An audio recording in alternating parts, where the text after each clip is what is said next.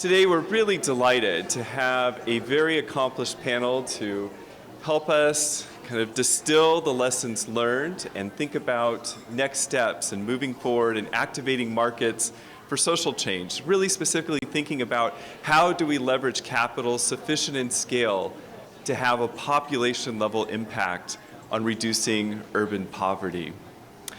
Moderating our panel at the very end of taking his seat now is my friend Professor Raphael Bostic. Dr. Bostic holds the Bedrosian Chair in Governance and the Public Enterprise, and he chairs the Department of Governance, Management, and the Policy Process here at the USC Price School. Raphael served for 3 years during the Obama administration as the Assistant Secretary of Policy Development and Research at the U.S. Department of Housing and Urban Development. His work spans many fields, including home ownership, housing finance, neighborhood change, and the role of institutions in shaping policy effectiveness. It is especially good to have Raphael back here for this third conference, as he was the co-architect of our first conference on innovating to end urban poverty. Joining Raphael in the second seat here to my right, I'm going to go in alphabetical order, is Dr. Ernesto Cortez. He is the co-chair and executive director of the West and Southwest Industrial Areas Foundation. The IAF provides leadership training and civics education to poor and moderate income people across the United States and the UK. Dr. Cortez has been instrumental in the building of over 30 grassroots organizations known for developing and training community leaders.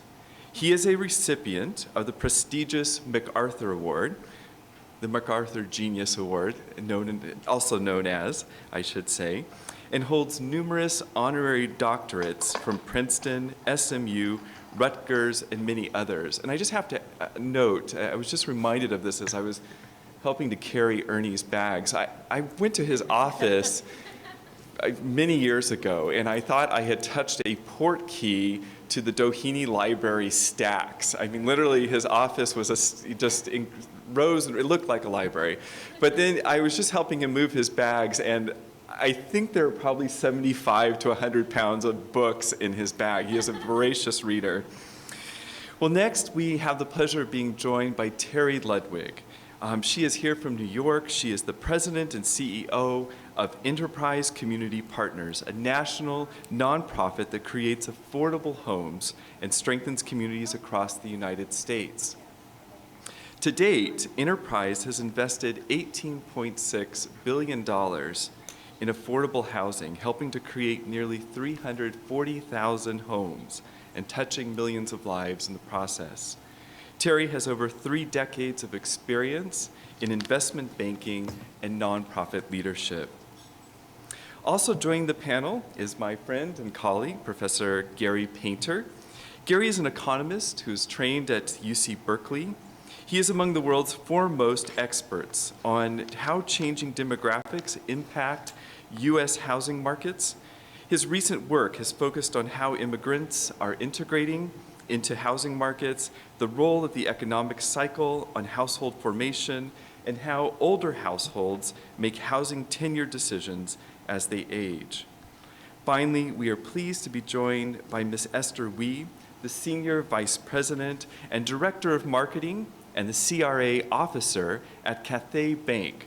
This is the first Chinese-American bank in Southern California. Under the slogan, "An open door for all," Cathay Bank is committed to serving the diverse communities of Southern California and the rest of the world. At Cathay Bank, Ms. Wee has served in various capacities, including Senior Vice President and Manager of the Multicultural Corporate Lending Group, and as the Senior Vice President and Credit Administrator. Please join me in welcoming our distinguished panel.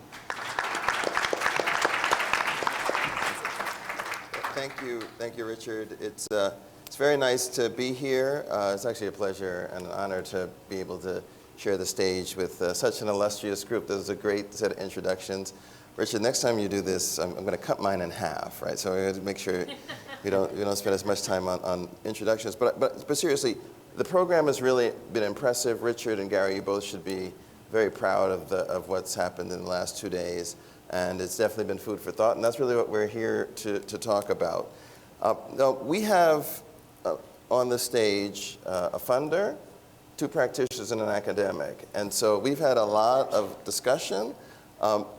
But your backgrounds, I think, will likely have caused you to hear what's gone on through very different lenses. And so I'm really excited to have this conversation, to hear sort of the lessons that you've gotten from the 2 days.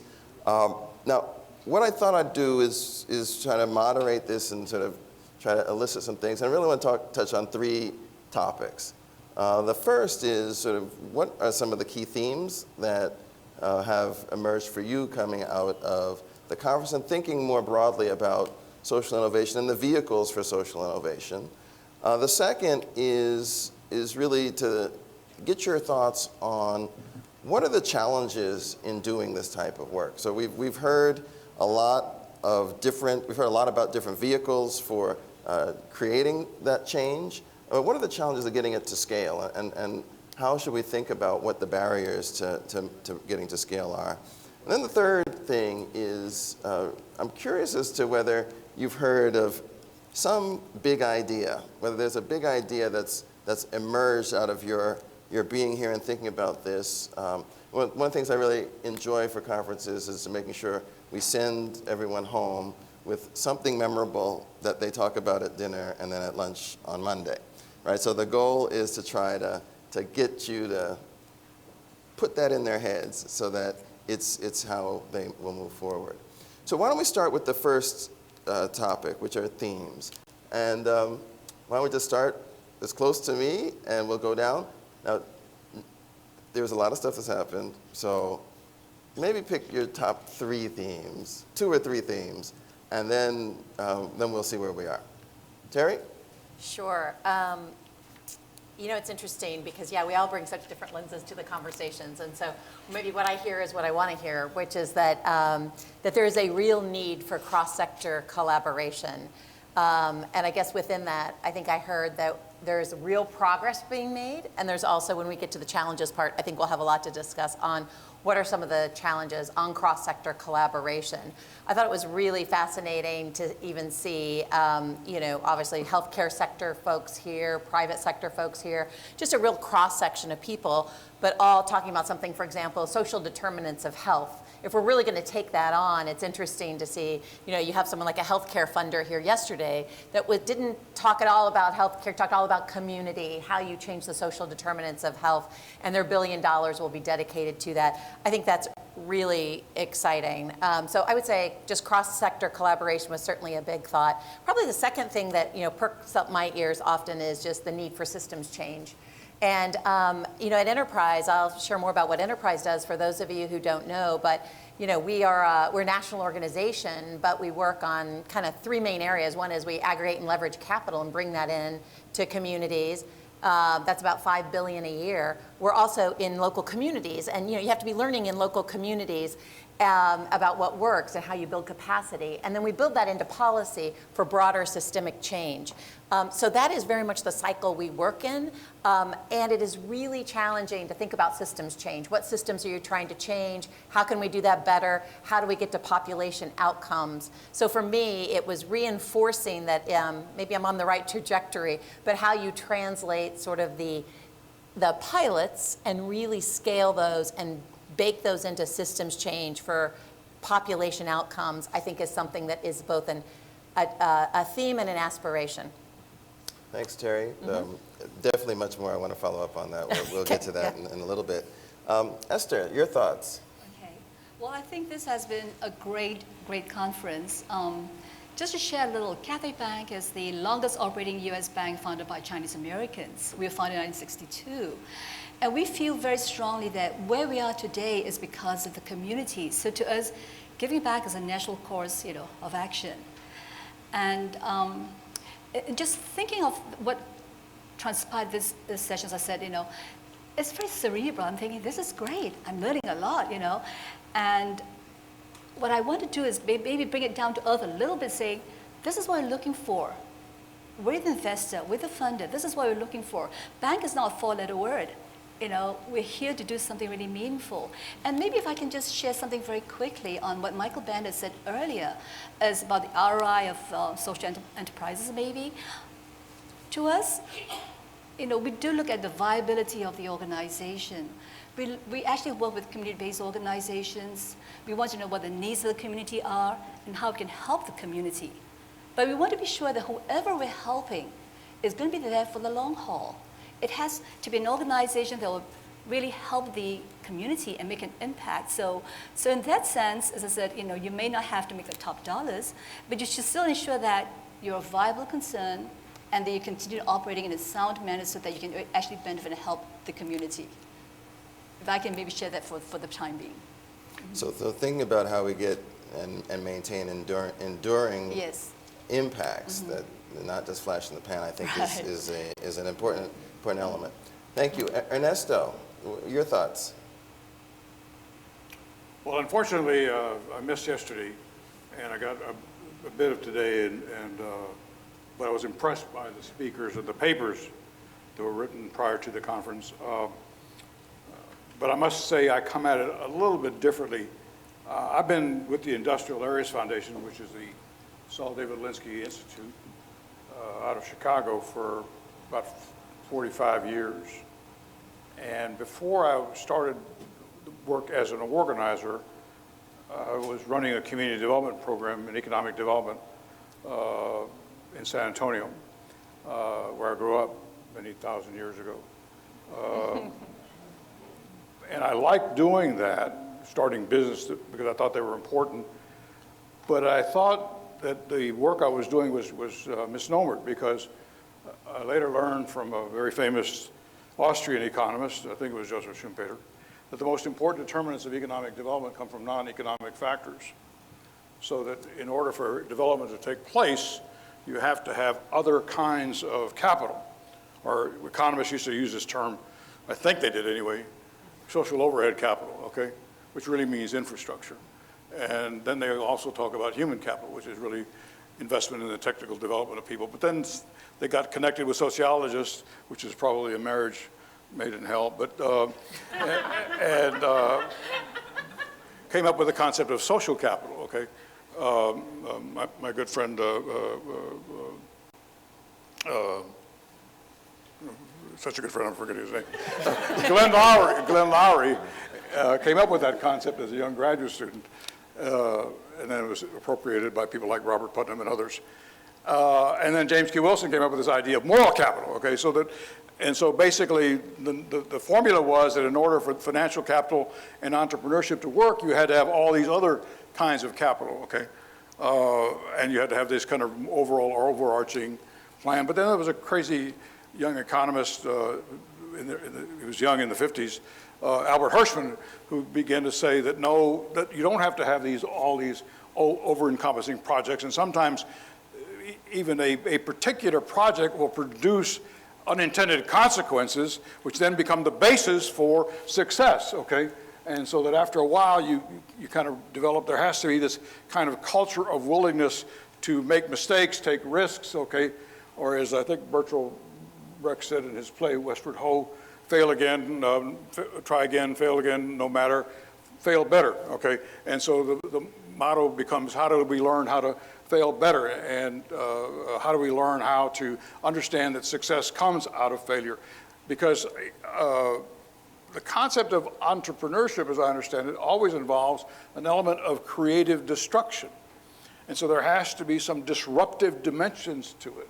And so therefore, how do you create not only a culture of entrepreneurship, but a culture of institutions which understand that creative destruction? So I have ultimately, in a very roundabout way, come to the idea that the way in which you create markets which are working effectively is you have to have certain kinds of institutions, rule of law, public infrastructure, social capital, or healthy neighborhoods, and all these institutions have to be somewhat viable in order for markets to flourish and develop. So thank you, Ernesto. I think we've been watching the workings of the genius mind. And it's been very, very helpful, because even though you didn't see a lot of yesterday, I think everything you talked about there placed a lot of what happened yesterday in a framework around the elements that are needed. A lot of discussion about social capital networks, a lot of discussion around the role of politics and infrastructure. And this question of failure and its role in getting us to that next generation is really the same sort of question that Terry is talking about in terms of systems change, right? That the system, these failures allow us to understand how we can disrupt better, which then can get us to a different kind of outcome, and hopefully one that can create lasting and enduring change. If I could, I don't want to abuse the program, but just one short example. In the Rio Grande Valley, the IF organization, Valley Interfaith, was able, with the aid of the other organizations in the state of Texas, to bring water and sewer services to areas that did not have them. We used to call colonias. They had no drinking water. There was developments outside the city limits of El Paso and Brownsville and McAllen, et cetera. As a result of that, getting water and sewer services to those particular areas, and the leadership, the development took place, those cities, those colonias are now part of flourishing cities. And you're beginning to see enterprises develop, housing develop, a whole range of other activities just by getting sewers and waters to those particular areas. Now that's one small example, and I can tell you hundreds of others in San Antonio and El Paso and here in Los Angeles, okay? The way in which those kind of interventions, to the extent that they create institutions and leadership and teach people agency, begin to stir development possibilities. And an important part there, I think, is simple things, relatively simple things, can have big impacts just by moving people away from the edge, right? So we talk about this a lot in terms of housing costs, and people can pay lower housing costs, that leaves them with resources and time to worry about other things, and then they can actually be more productive. So very, very important. So Gary, you're next up. Some themes that jumped out at you over the course of the last 2 days. Well, I think certainly I probably said too much as an MC in the process, but I just want to say a couple of things. We did choose the title, Activating Markets for Social Change, to be somewhat provocative, and it was nice that yesterday, people wanted to change the title by the end of the day, and that was that was helpful, because when I come at the word market, if you think about it in its most generic term, what you have is two groups of individuals coming together for the possibility of exchange. So this is what I start off in my Econ 1 class, right? That's how it begins. But markets obviously don't have to be about financial exchange. They can be about ideas and so forth. And really one of the key themes that came out repeatedly is that we were talking about networks of opportunity, that these communities that had experienced intentional disinvestment, both from policy and from private players, needed networks of opportunity reestablished across both the financial side, through the labor market, through political power, etc. And so that this process is also a long process. It's not a process that you just flip a switch and it can happen. And the question is, how do we make it happen? It's not sufficient that some of those networks are working in some places, but we actually need to catalyze all of those. And how can we make that happen? And as Michael began, he talked about population level change and goals and so forth. And so one of the ways it's possible to think about organizing all the good work that happens at sometimes small, sometimes medium, sometimes large scale is to allow communities to envision for themselves what would my community look like if those networks of opportunity were reestablished across all the dimensions that I just spoke of. So what does it mean? Does it mean that pathways from cradle to career exist for all residents of the community? What does it mean if people are residing in safer communities? It means that there's less exclusion, there's more inclusive growth. There's higher levels of social capital and collective efficacy. There's access to jobs, there's access to education, there's access to power. And so I think what's neat about thinking about the principles that communities can come up with is that no matter what your organization does, if you have those themes and we think about measuring based on those themes, it can help organize activities so that even if I don't talk to you on a daily basis and you're nonprofit and I'm in the city or I'm in the academy or wherever we're coming from, we can actually think about those organizing themes about what we want our community to look like, and that can help guide transformational change. So that's, I like the way you couch that in terms of letting the community envision for themselves. Ernesto, you're talking about agency, and Terry, you're talking about sort of local experience informing sort of national thinking, and Esther's focus on the endurance of these institutions is important. I'm curious, why do you think this doesn't happen more often?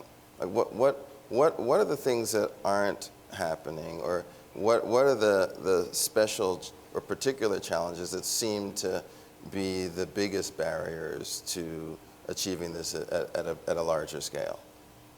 Well, I embrace the vision and the challenges that were just outlined. But Dr. Gary, is that right? Yes, Okay. Gary. Okay, Painter, okay. Pinter. Painter.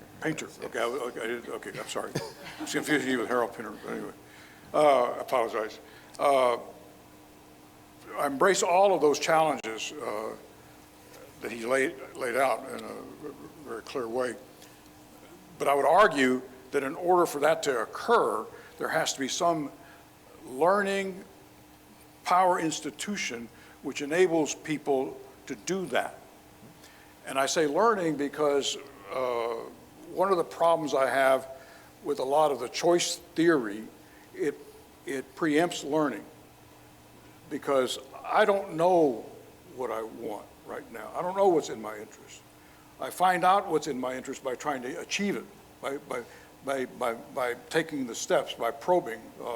Charles Lindblom has a book called Inquiry and Change, where he argues that people really don't understand their interests until they've they've spent time and money and energy trying to achieve them in a collaborative way, because we find out some things just really aren't worth the candle, okay? And so we go back and do something else. So there has to be some institutional mechanism for people to learn, to grow, to develop, to understand what their interests are. And that doesn't happen by themselves. It happens interactively, connected.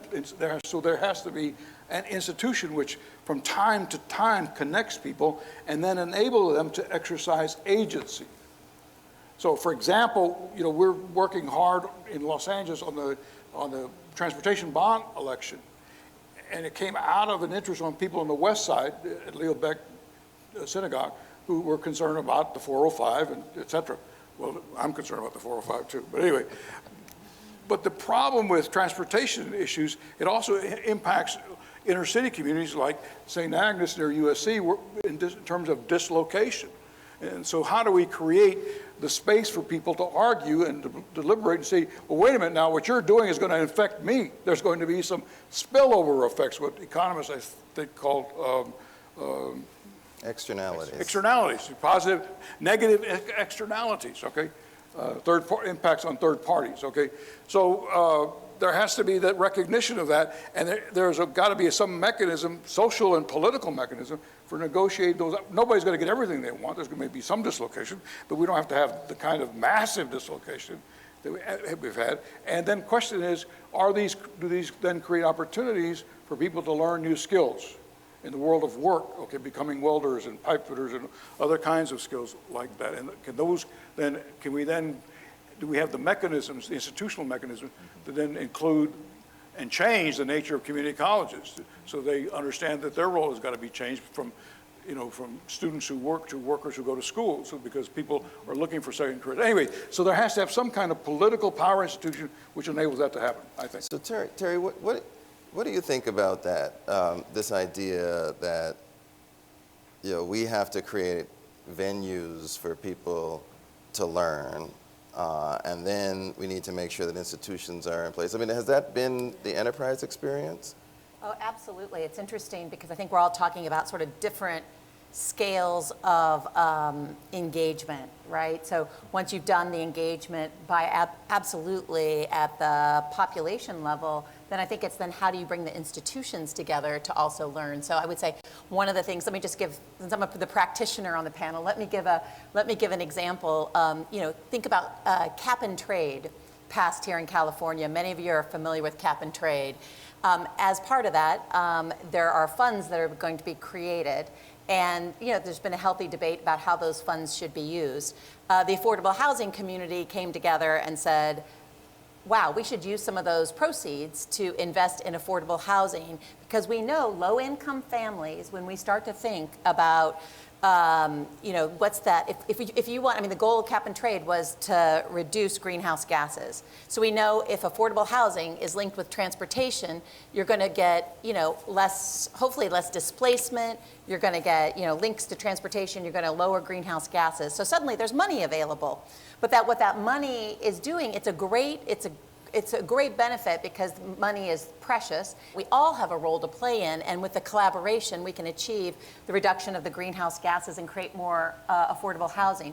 However, what that legislation, what it's asking you to do is have transit agencies work with affordable housing developers. Really? Okay, that happens some places, but not very many places. And in most of the places where there's the biggest greenhouse gas issues, there's not that capacity. So when you ask what the challenge is, it's both it's program knowledge, as well as there's not been a history of sort of the multi-sector kind of collaboration. So in this case, what Enterprise is doing is actually a couple things. One is it's bringing technical assistance to try to bring together those players and think about how you interact.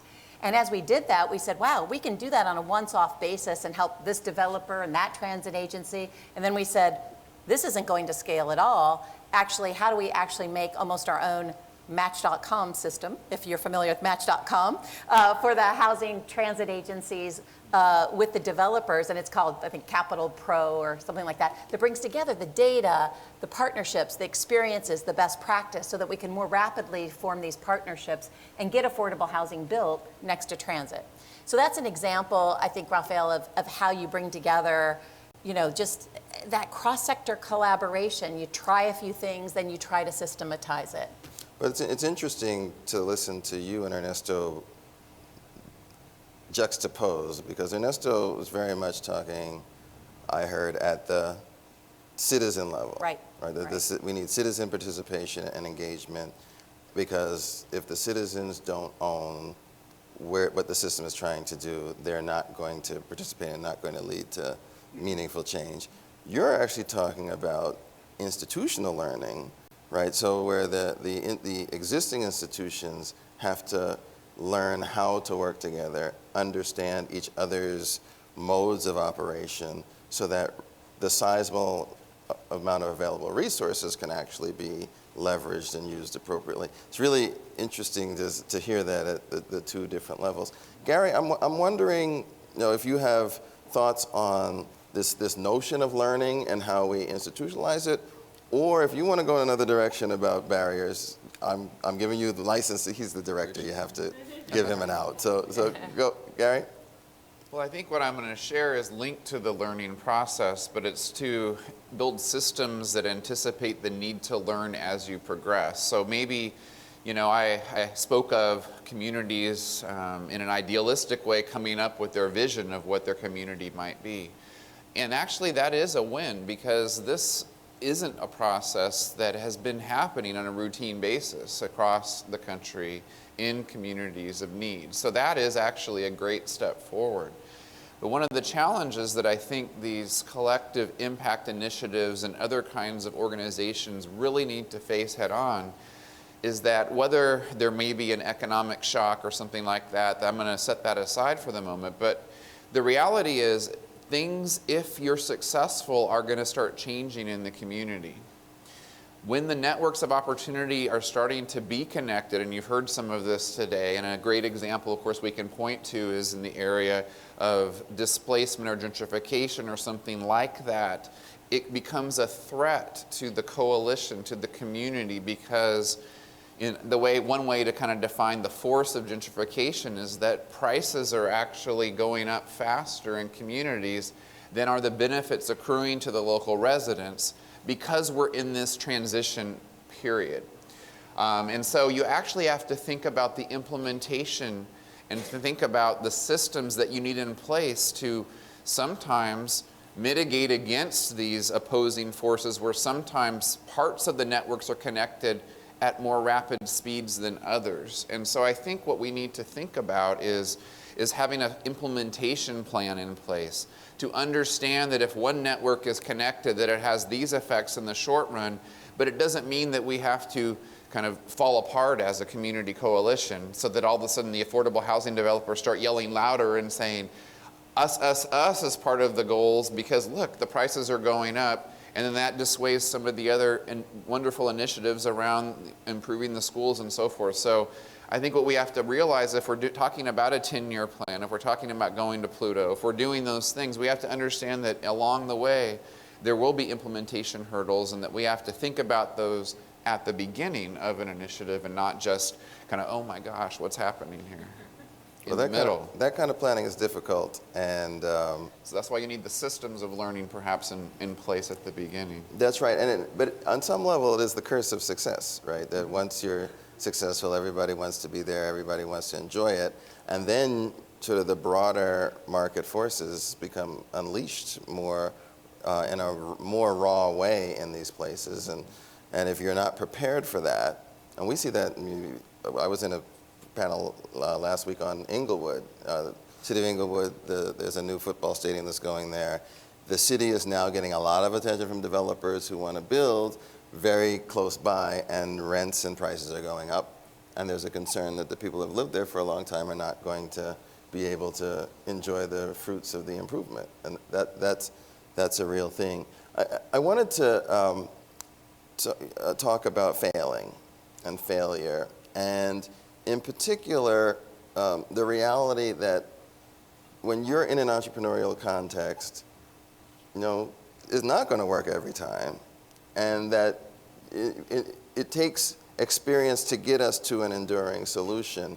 And I'm wondering, Esther, when we think about this, because you talked about trying to create enduring change, when I hear that, I hear patient capital, non-penalizing capital if things don't work, and a continued engagement. How have you and the bank really approached that as an issue to continue to engage with the community? Well, we spend time getting to know the community, so to speak, So we do spend time with we call them community-based organizations, you could call them social enterprises, but it's really understanding the needs of the community and how we can work together.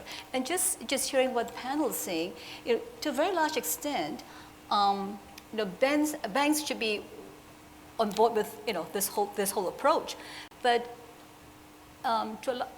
in many ways we are not, right? So this is this broader framework. So how many of you know about CRA? Yeah, many of you don't know CRA. So banks have an obligation to help the community, and we all want to do that. As I said, having been in the CRA world for a few years now, there's so much passion within banks actually to help the community. But to a very large extent, we're not really in the kind of the financial know-how, so to speak. We have people coming in from different angles, and whoever comes to us, okay, then has our ear, so to speak. So we like to think of a more strategic approach, which is how do we work with this platform, and how do we contribute to the process, and make sure that we get really kind of the best use of our resources, because we want to help the community. But right now, it's very much whoever comes to us and it looks like it's a good thing, we'll do it, But it's not as organized. So we're talking about how do we leverage capital, how do we work with the organizations. It's really getting to know them, what they're trying to do in their own mission in life, and how can we work together so that together we can help the community to improve. Like for instance, right now we're located in El Monte. It's a low and moderate income community. So we go and work with the schools. And again, it's reaching out to the schools and saying, what can we do for you? How can we help to elevate, the level of perhaps motivation within the school? So we have a program right now, for instance, whereby we actually feature and honor one student every week in the local papers. And it's, and that's called, it's under the banner of, pursuing excellence. But that child gets to be recognized in the community for having done well.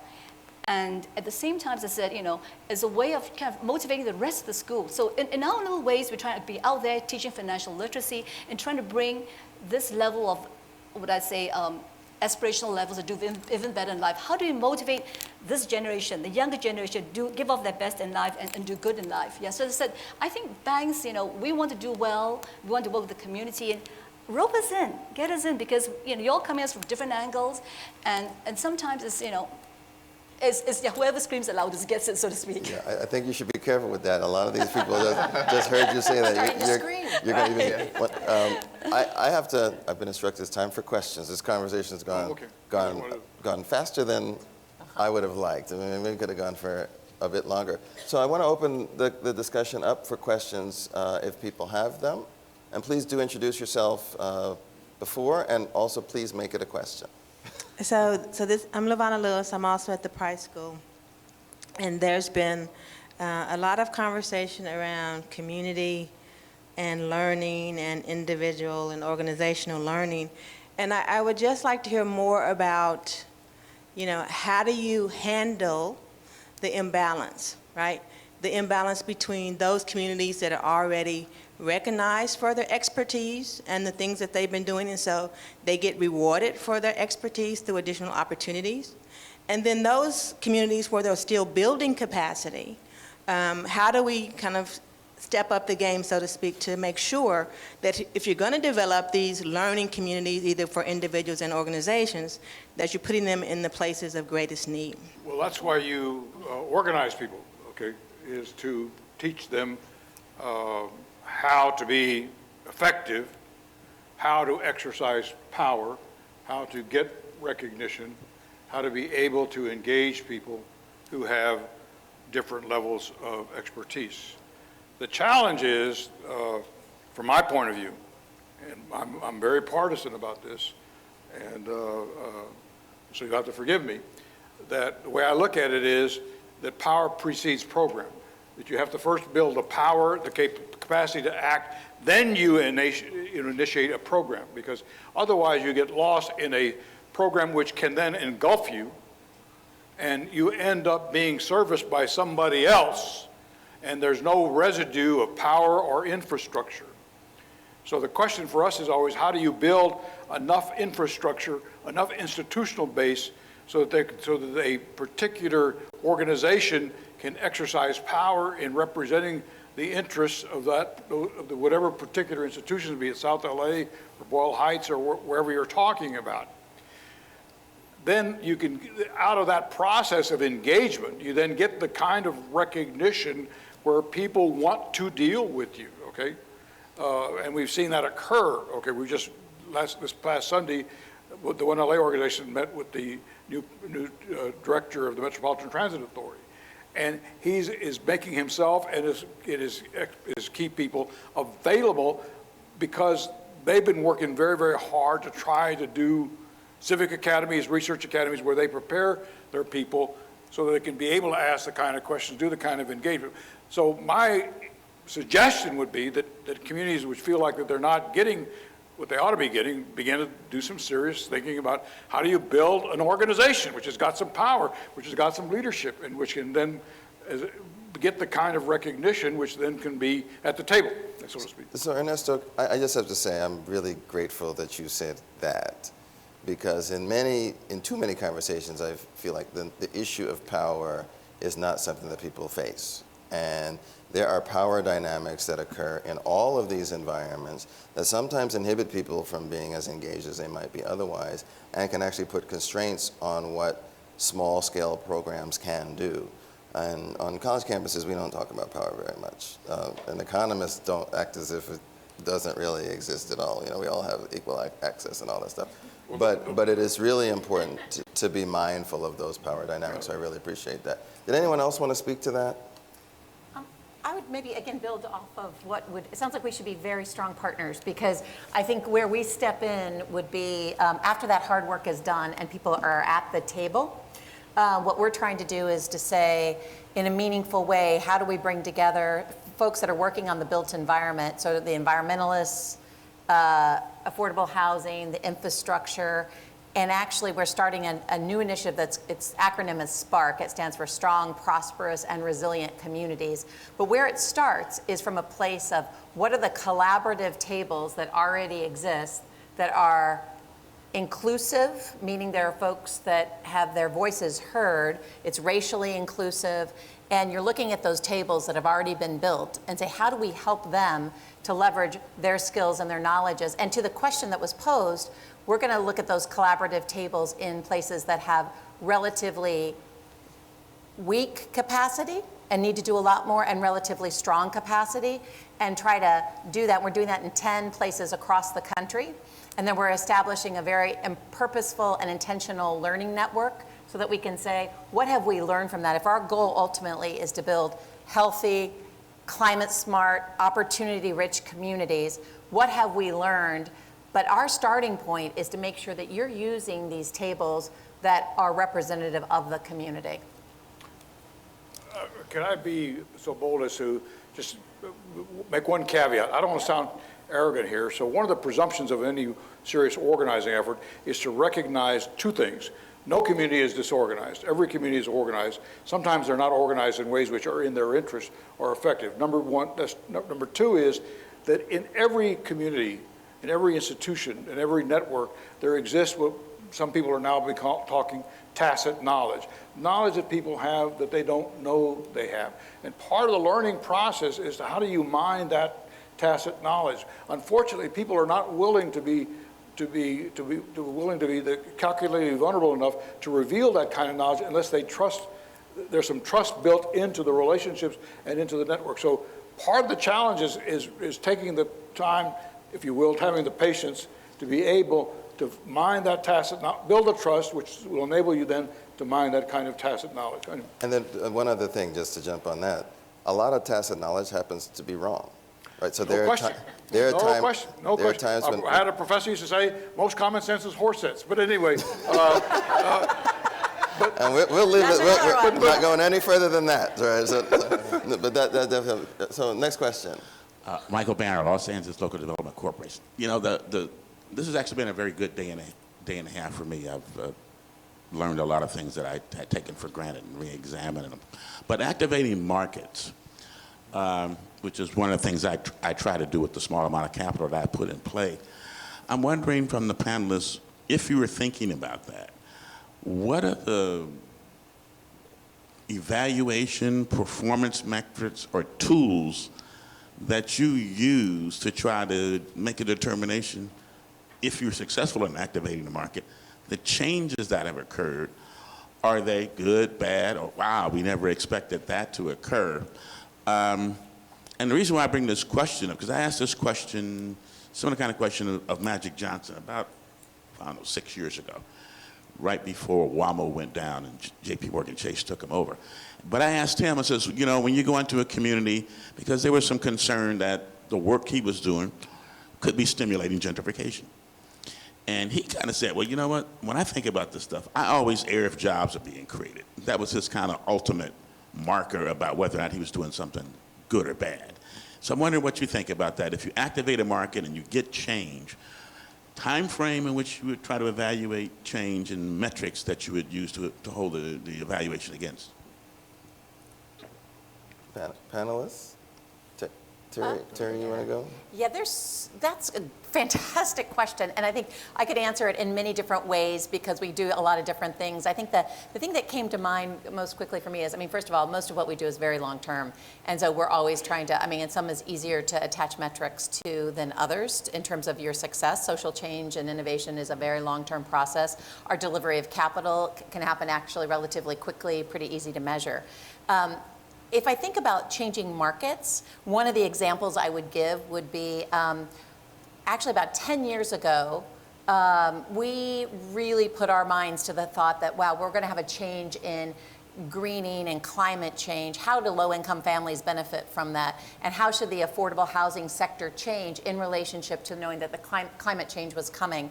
long story short, we talked about this a little bit yesterday, was, so many of these markets are so fragmented. So how could we reduce fragmentation? We actually built a set of standards called Enterprise Green Community Standards. Think of like a lead standard for affordable housing that said, how do we think about water efficiency and just think about all the efficiency, right? Water and energy, et cetera. And the whole idea was, how do you put that into place, this criteria, and then how do you get people to adopt it to change the market? So essentially, we built that into the state allocation. As low-income housing tax credits get allocated, it goes through a process. And we said if we could build that into the process, we could actually create incentives within processes that already exist to try to move the market. So we did that. That took a long time to build, maybe 5 years to build the criteria, to test it, to build it into actually state allocation processes.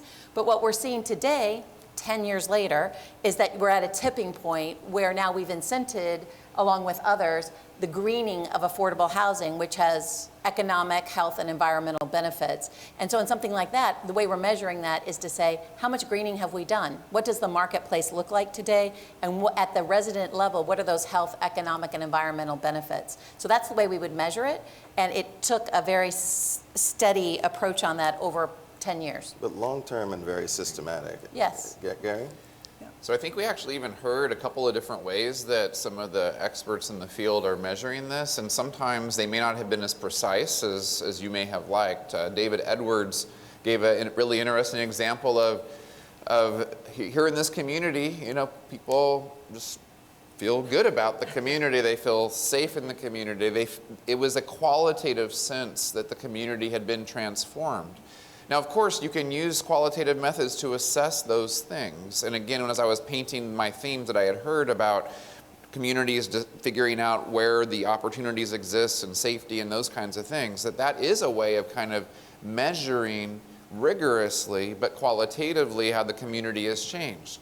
On the other hand, you may focus exclusively on quantitative measures, and then you have to think really creatively about those quantitative measures, right? So if your theme is, I want to make sure that my community is safe, we have to ask ourselves, is the right quantitative measure the number of arrests, the number of crimes committed? Like, what is the right number that actually is going to trigger a community feeling like it is a safe place? And so there's always going to be a tension there, but I think what I have heard is that the community has to go through that process to determine what those metrics are. And so there isn't a Bible, so to speak, that says you just turn to this verse and then these are your metrics. But you have to actually figure out how to get to the theme within your community to describe that.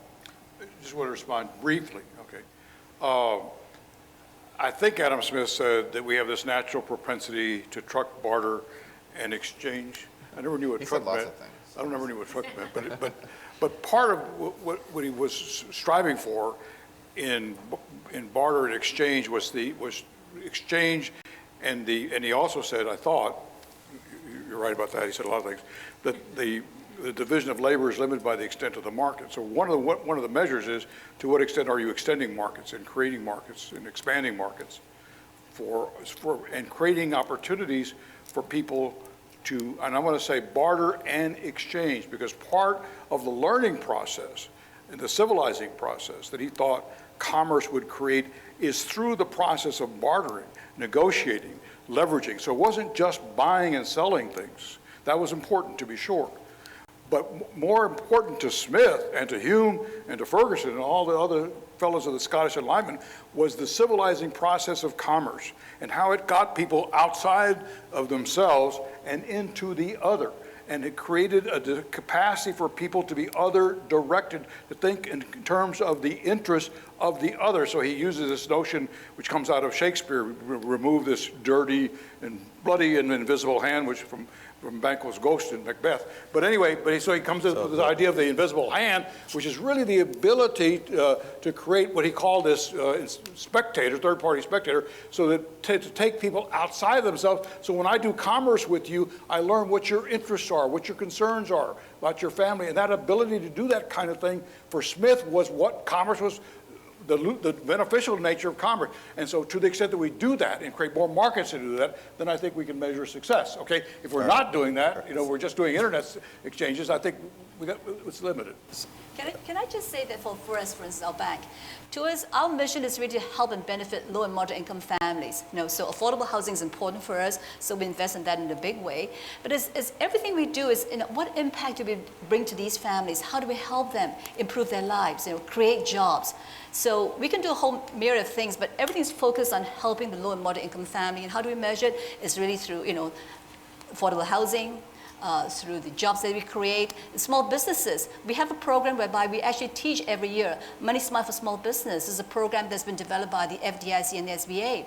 But we work with nonprofit organizations, with community-based organizations, and every year we teach that in Chinese and in English. So we help people who want to be business owners or are really young business owners, and help them with the fundamentals of business. And then after we've gone through that as a 2 whole Saturday session, the nonprofits actually then follow up and give them hands-on, hand-holding exercises where they teach them one-on-one maybe. But the whole idea is, as a bank, as I said, our dollars are finite too, but we want to really make an impact and help these low-income families. What do we do? So everything we measure is in the very way it is, and it has been, the best use of our resources. So there is a measure to everything that we do.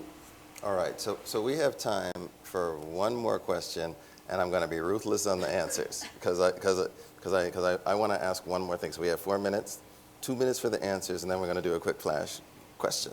All right, so question, quickly, please. I'd like to have the panel amplify on what Mr. Cortez just mentioned that Adam Smith had said. One of the recurring themes of the program yesterday and today are success stories of how, by activating markets, you've brought together the traditionally conservative forces of business and business models with the traditionally progressive or liberal influence of nonprofits and community leaders. And it's been really inspirational that even the stories that have not been outright successes have been positive learning experiences.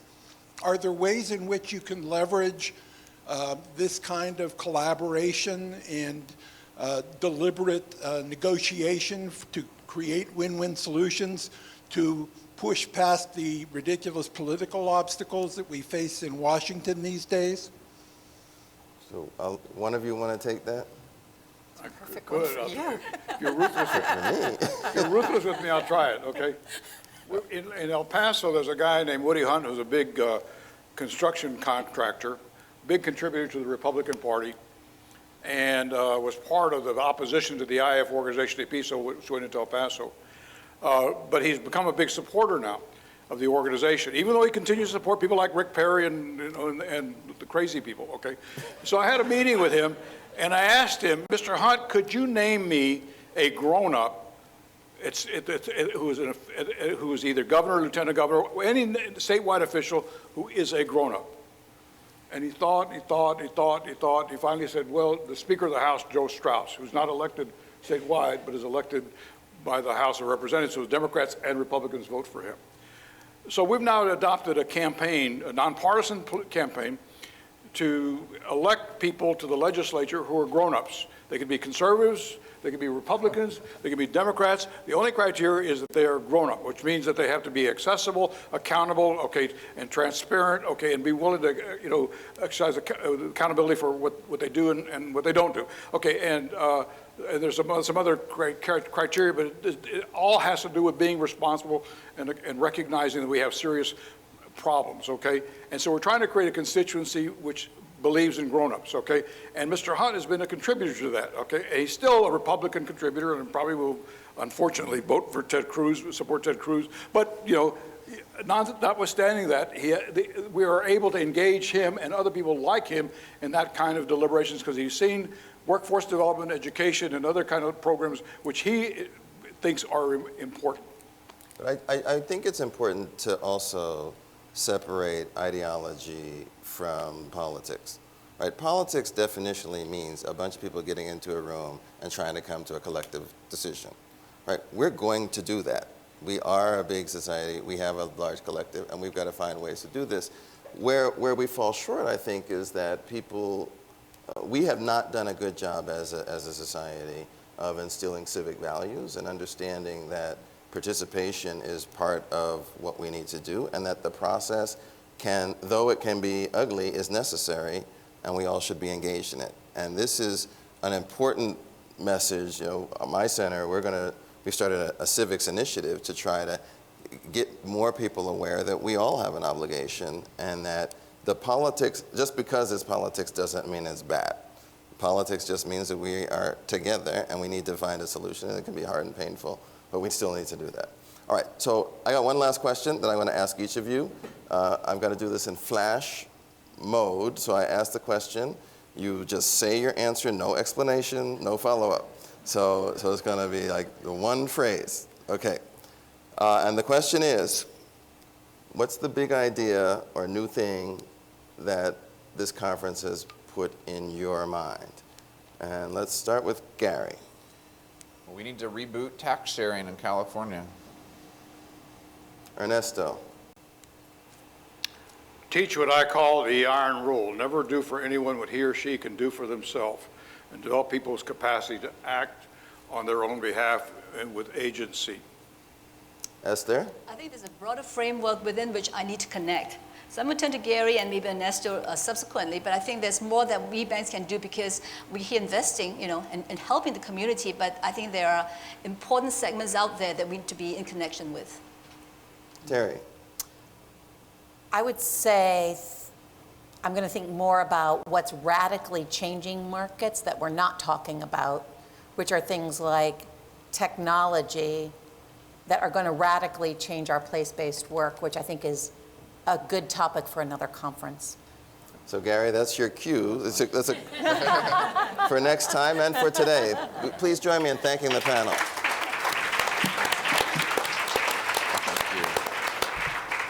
You know, unfortunately, time is limited, and I really do want to thank both the panelists here and also the panelists throughout the conference who gave up an extraordinary amount of time to bring incredible insights to all of us who care passionately about the communities that we serve, that we think about if we're an academic, that we try to think about new frameworks to have, allow for more success in reconnecting networks of opportunity to all. I did want to say one thing, and I guess I have the prerogative, and I apologize, I may not offer it to the rest of the panelists, but the question that Raphael did want to ask is about scale. So I just want to say one thing about scale, and if some of you, I got one more thing to say about scale, then please jump in. And that's the fact that when we talk about social innovation, which we talked a lot about, and we talked about scale, to me, it's important to recognize that the social innovators, the people coming up with these new creative solutions sometimes, are simply not the same people that are really good at scaling an idea that works. If you think about the business context, it becomes quite apparent, right? So you have Bill Gates and then Steve Ballmer, right? Very different people. One's the innovator, one is the scaler. Within most large corporations, you have an R&D department. I don't think it's too often that the head of R&D is coincidentally the CEO, right? They operate in different places. And so what I saw here and learned, is amazing creative innovations. And we saw, pay for success and what can it do, but can it scale, right? Those kinds of tensions. And when I heard from David Edwards and I heard from Jay Banfield, just for two examples, I kind of viewed them as, there's a really good idea here, and I'm just going to work to scale it and replicate it and just keep doing it as people invite us in, because the number's large and we're nowhere close to the number. David Edwards mentioned over 850 communities. They're working at 12, 13, hopefully 50. And so, the only criticism that could be given in any of these cases is, well, why did you pick those 50? And he said, well, they invited us. He isn't saying that there's not 800 more that need the work, that might need different kinds of capacities to be ready for that. But I noticed that there were some people that are just amazing at taking a great idea and running with it. And there's so much need, let's let them run. And let's create mechanisms to let them run with those ideas.